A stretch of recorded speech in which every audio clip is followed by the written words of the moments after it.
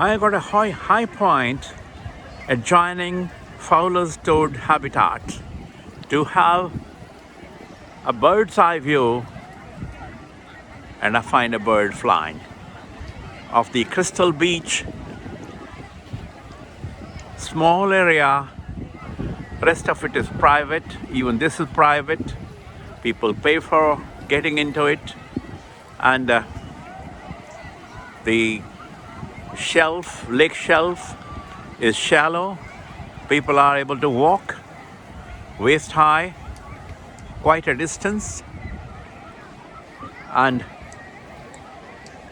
up there you have kites flying, you have the boats sailing around, and you have a forest, and the sky is dirty today. Very unfortunate. Wildfires far away in Vancouver are sending, winds are bringing over smog all over. One can see the visibility is not very good in the distant horizons, but nevertheless this view of the scenario at the entrance to Fowler's Beach. I'll get to another high point close to those huge limestone blocks horizontally placed over. But before I do that, I like to zoom the distant forest. I'll take a pause somewhere and then walk on the beach. The private area you can walk through, but you can't put an umbrella or sit down and camp. There's a huge discipline against littering, public consumption of liquor.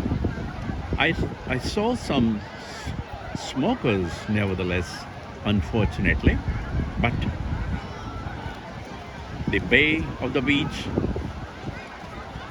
I'm reminded of Cape Cod, where we had gone, and there were dunes, and there were lots of things described on the dunes. There is a group, the Canadian Beach Cohort Study, who are the only ones whose tent is put on. Rest are all with multicolored umbrellas. But here is the whole world out to enjoy the crystal beach.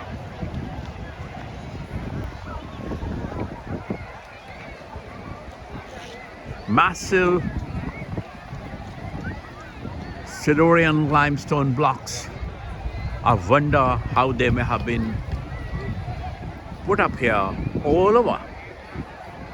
These are the local rocks about whose total geological story I described from Burlington to Niagara and all around. The story of these beautiful lakes is same, but every beach, every lake beach is special. This one indeed is, because it is a private beach, more prized, more sought after. Crystal Beach. Here I have a close-up of the Silurian limestones put up all over. We are able to see the bedding surfaces of these Silurian limestones laid down in shallow marine seas. As a geologist, I'm indeed fascinated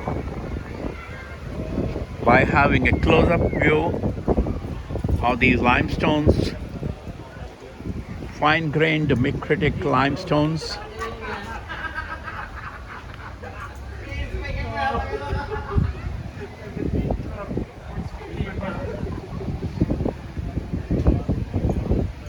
Elephant skin weathering,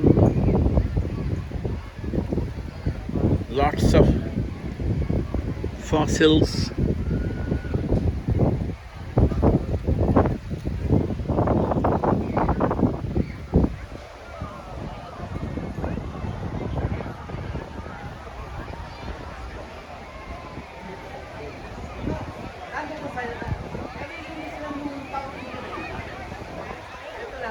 The distant view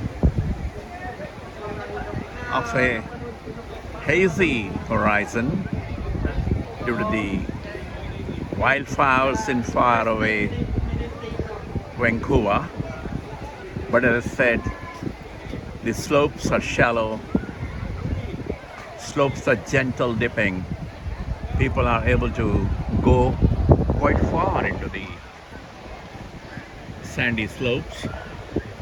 Sand is well sorted.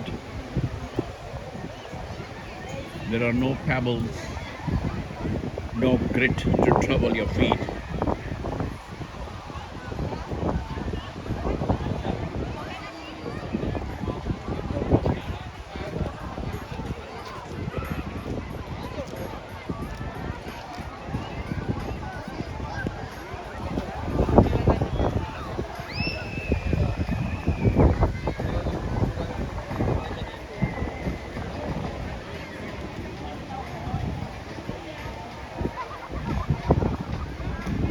The colorful sails,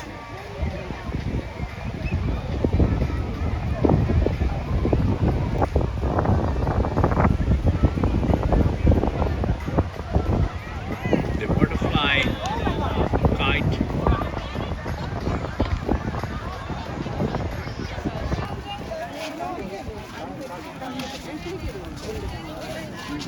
massive fitted rippled fossiliferous limestone.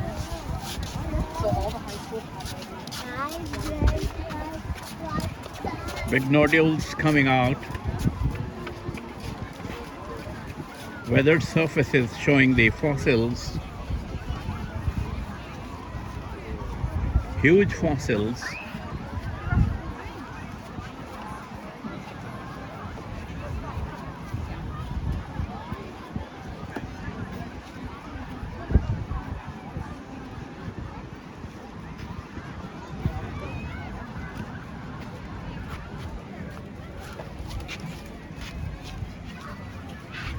Bird-eye structures.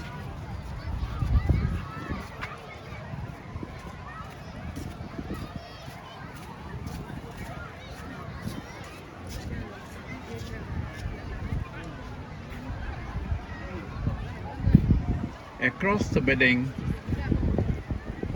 one can see the different layers. It's a massive limestone.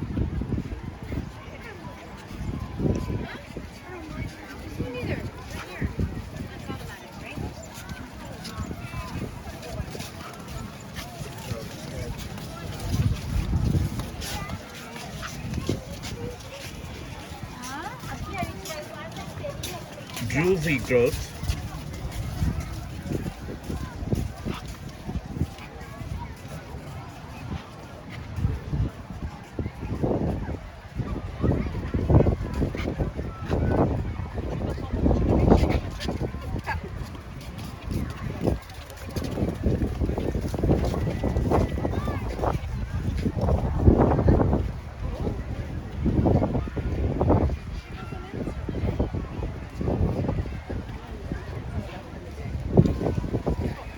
The blocks have been blasted and huge blocks put here obviously with great labor. The sand dunes, advanced being controlled by these huge massive limestones. No coastal dunes, no sandy beaches. The coasts of Great Lakes are home to diverse and beautiful ecosystems that people have long relied on to meet their needs. They are dynamic systems with complex interactions between land, air, and water, forming the coast that we know and love. Why restore a coastal dune? Great Lakes coastal sand dunes are uniquely resilient ecosystem because they both trap and release sand. They can withstand many of the impacts we are experiencing under the changing climate. As lake levels fluctuate, dunes will grow or give back sand to the lake while continuing to provide benefits. Sand dunes provide habitat for wildlife, offering food and shelter, protect property from storm events and costly damages, ensure shoreline is resilient to climate change, can replenish themselves over time. Sand fencing helps to restore the sand dunes by keeping people and vehicles away from these sensitive areas. It acts as wind barrier, helping to deposit and trap sand, regenerating the dune over time. Avoid walking or driving on the dune. Coastal dunes are sensitive to environments, and even small disturbances can cause sand to erode. What's a shoreline erosion?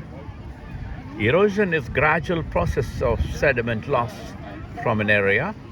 In shoreline environments, sand and other materials are carried away by wind and wave activity, then deposited in another location.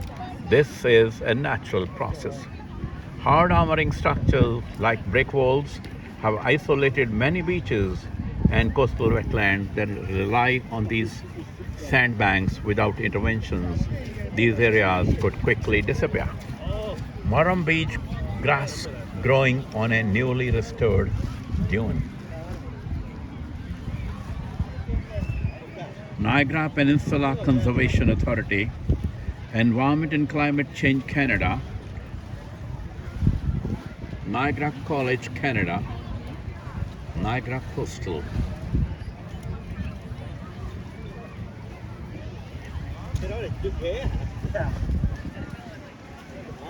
People at times feel dunes are dangerous, but here is a story that dunes are precious and these should be preserved, conserved, and not destroyed.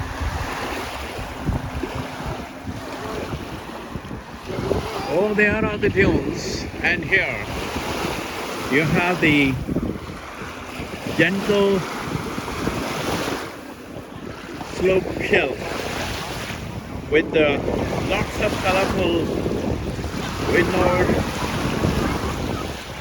sand with the heavy minerals, normal, rutile, zircon, hematite, garnet, etc., etc.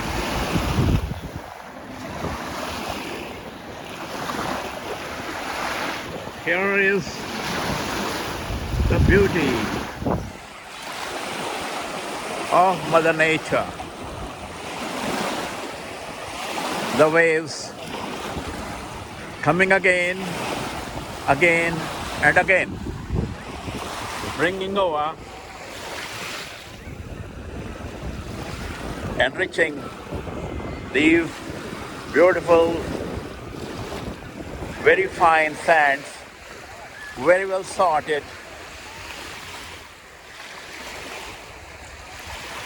To begin with, there is a slightly steep slope, but you can see through the water the ripples, very clear ripples. Kids are playing very, very far, that far. Normally, even 1/3 of this distance, people are not covering. This side is supposed to be a private area, And public perhaps who have come paying a ticket are allowed to walk through. That's all. But they can't sit here, they can't picnic here. But those boats, the folks there, the water is only waist high. It's a shallow dipping slope of the lake shelf.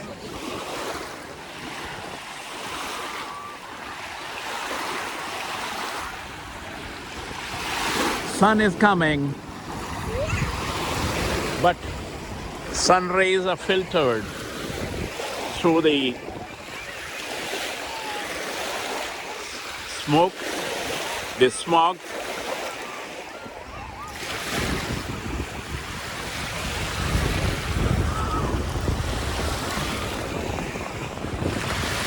It's great fun for public. I'm leaving out the public, only restricting to the waves, the waters, the sands, the rocks, and the dunes. Those blocks of limestone, the Silurian limestone, are placed in the great majesty. So that much about the Crystal Beach and this lovely lake, the Lake Ontario, and that far forest, and the distant horizon, now getting slightly clearer with the sun falling down. Slightly warmer, but still it's cool. It's not hot today. The waves.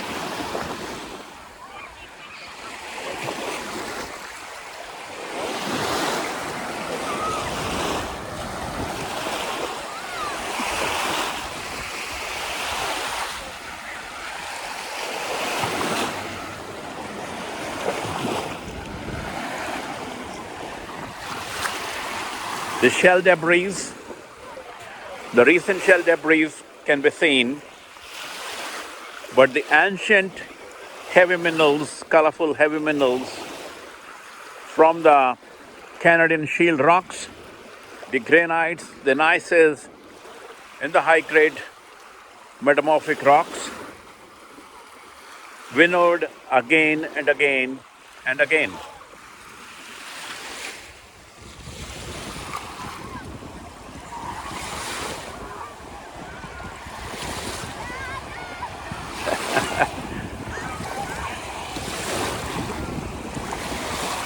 Kabir is excited seeing me. He's shouting for me. I think my photography of the Crystal Beach is over, and I join my family. Good day at Crystal Beach.